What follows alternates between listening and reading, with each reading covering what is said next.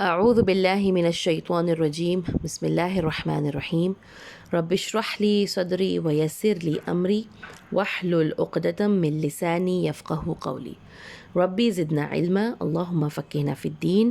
السلام علیکم ورحمۃ اللہ وبرکاتہ۔ الحمدللہ ہم لوگ تجوید کے رول سیکھ رہے ہیں ماشاءاللہ سے، اللہ کے اذن سے، اور ابھی ہم لوگوں نے الحمدللہ میم ساکن کے احکام پڑھے ہیں، جس میں ہم لوگوں کا ادغام شفوی اور اخفا شفوی ہو چکا ہے۔ ادغام شفوی ہم نے پڑھے تھے کہ میم ساکن کے بعد اگر میم آئے گا تو ہم کیا کریں گے، ہم ادغام کرتے ہوئے گننا کرتے ہوئے اس میم کو پڑھیں گے۔ پھر اسی طرح اخفا شفوی پڑھے تھے ہم نے، جس میں میم ساکن کے بعد اگر با کا حرف آئے گا تو ہم با کو میم میں ملائیں گے اور پڑھیں گے، اور اخفا کرتے ہوئے اس کو پروناؤنس کریں گے۔ تو الحمدللہ یہ دو رولز ہو چکے ہیں۔ اب اس کا ایک تیسرا قانون ہے جس کو اظہار شفوی کہتے ہیں۔ اظہار شفوی کیا ہوتا ہے ابھی ہم انشاءاللہ دیکھیں گے۔ میم ساکن کے بعد حرف با اور میم، کیونکہ حرف با کس کا ہے، اخفا کا باب الفابیٹ ہے، اور حرف میم ادغام کا حروف ہے، رائٹ۔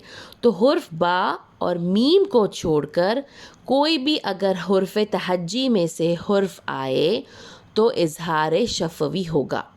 یعنی کیا مطلب ہے اس کا، میم اور با کو چھوڑ کر 28 حروف تہجی کے جو حروف ہیں ان میں سے میم اور با کو چھوڑ کر باقی تمام جتنے بھی حروف ہیں وہ اظہار شفوی کے حروف ہوں گے۔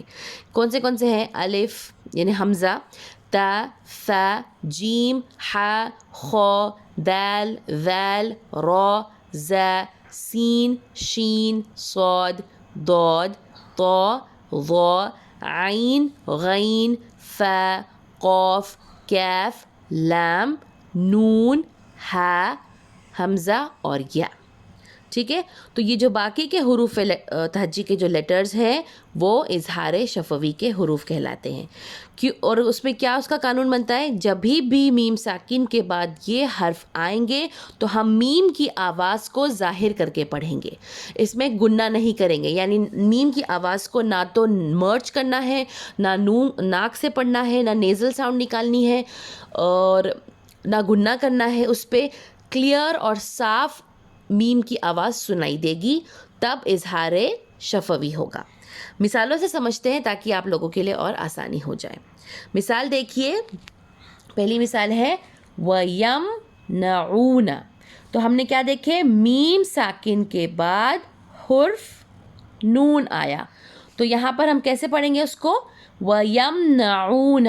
وَيَمْنَعُونَ نہیں کریں گے، نہ ہی ناک میں میم کی آواز کو ہینگ کرنا ہے، نہ گننا کرنا ہے، کلیئرلی پڑھیں گے وَيَمْنَعُونَ۔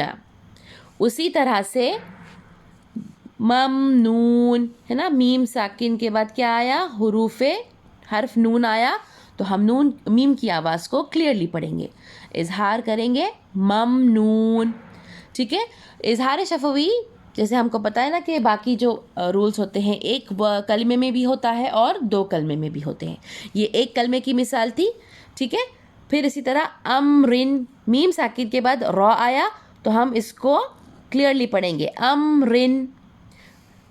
علم یا علم، میم ساکن کے بعد یا آیا، یہ 2 کلمے کا اگزامپل ہے، علم یا علم۔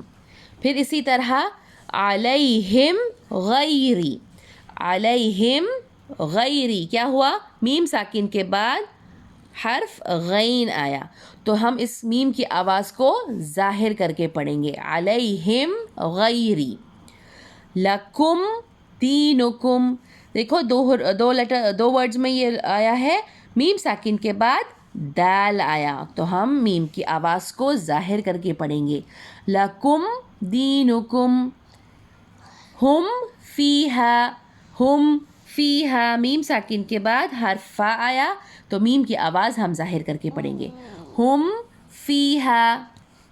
پھر اسی طرح دیکھیے یہاں پر ام لم تنذرہم، تو میم ساکن کے بعد لام آیا، پھر اسی کی طرح میم ساکن کے بعد تا آیا تو کیا بنا ام لم۔ یہاں پر ہم اظہار کریں گے، میم کی آواز کو ظاہر کر کے پڑھیں گے ام لم تنذرہم، ٹھیک ہے۔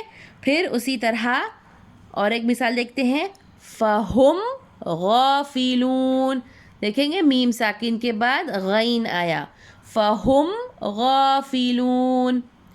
پھر قتلتم نفسا, میم ساکن کے بعد نون آیا ہے, قتلتم نفسن, قتلتم نفسن نہیں پڑھیں گے, ٹھیک ہے, اس میں کو بالکل بھی مرج نہیں کرنا ہے, یہ ادغام نون ساکن والا نہیں ہے, ٹھیک ہے, یہ میم ساکن والا ہے, قتلتم نفسن. پھر اسی طرح اور ایک مثال دیکھیے, تمسسکم, تمسسکم نہیں کریں گے, تم نہیں کریں گے, تمسسکم ظاہر کر کے پڑھیں گے کلیئرلی, میم کی آواز اور اس کے بعد والا الفابیٹ کی آواز دونوں الگ الگ کلیئرلی سنائی دے گی, ٹھیک ہے, تمسسکم. پھر بحمدی, جیسے الحمد ہم سورہ فاتحہ میں بھی پڑھتے ہیں نا, الحمد, تو الحمد تو نہیں کرتے نا, الحمد, اسی طرح بحمدی, بحمدی, ٹھیک ہے. امید ہے آپ لوگوں کو اظہار شفوی سمجھ میں آ گیا ہوگا. الحمدللہ آسان ہے, بس اتنا یاد رکھنا ہے کہ حروف با اور میم کو چھوڑ کر تمام جو حروف تہجی کے لیٹرز ہیں اگر وہ میم ساکن کے بعد آ جائیں تو تب اس میم ساکن کو ہم ظاہر کر کے پڑھیں گے, اس کی آواز کو کلیئرلی پڑھیں گے, نہ اس کی آواز میں گنہ کریں گے, نہ اس کی آواز میں اخفا یعنی ناک سے اس کو ہینگ کر کے پڑھیں گے, ایک دم صاف کلیئرلی پڑھا جائے گا, ٹھیک ہے.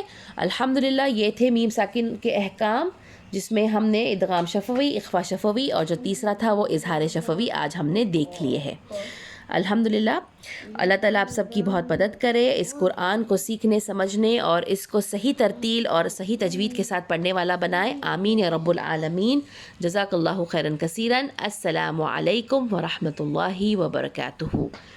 ربنا تقبل منا انك انت السميع العليم وتب علينا انك انت التواب الرحيم.